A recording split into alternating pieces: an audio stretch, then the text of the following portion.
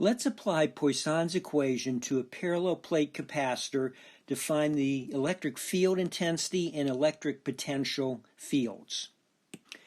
In the region where you apply Poisson's equation, you have to make sure that the permittivity is not a function of position. In this example, the region between the plates is filled with one material. So the permittivity between the plates is not a function of position. With the voltage applied, the top plate will charge up positively and the bottom plate negatively. The electric field intensity will originate on the positive charges on the top plate and terminate on the negative charges on the lower plate. We are going to assume close plate spacing so that the fringing fields are a negligible contribution, and so we will approximate the electric field intensity as only in the y direction. We have Cartesian symmetry, so we'll work in the Cartesian system. These dashed lines represent equipotential surfaces. They're perpendicular to the electric field intensities, so no work is done when you move along these surfaces.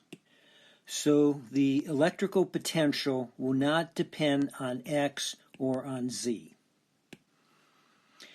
So here is Poisson's equation, and we're going to apply it in the dielectric.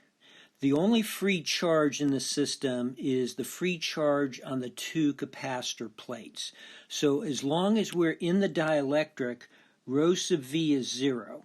So that is when y is greater than 0 and less than 0.001 meters. This is a second order differential equation, so we will need two boundary conditions, and we have those two boundary conditions. The potential at y equals 0.001 meters, which is 100 volts, and the potential at y equals 0, which will be 0 volts. Now let's look up the form of the Laplacian in Cartesian coordinates. So here I've inserted the form of the Laplacian of v in Cartesian coordinates, and since v only depends on y, the derivative with respect to x is 0 and the derivative with respect to z is 0. So here is our second order differential equation for our potential, and here are our two boundary conditions. Integrating once, we get the partial of v with respect to y equals a constant a. Integrating again, we get our potential is equal to our constant a times y plus our second constant b. Putting in our first boundary condition, we see that b must be 0. So now let's put in our second boundary condition.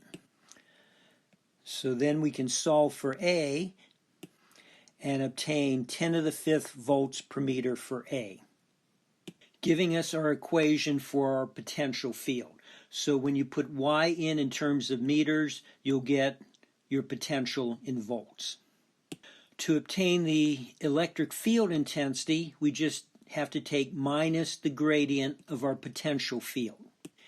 Here is the form of minus the gradient of v in Cartesian coordinates. Since v is only a function of y, the partial of v with respect to x is 0, and the partial of v with respect to z is 0. So substituting for v and taking the partial with respect to y, we obtain the electric field intensity to go along with our electric potential. So the electric field intensity is 10 to the 5th volts per meter in the minus y direction, and the potential field is 10 to the 5th volts per meter times y. Now that we've seen how to apply Poisson's equation for a simple parallel plate capacitor, let's look at a more interesting configuration of our two conductors in the next video.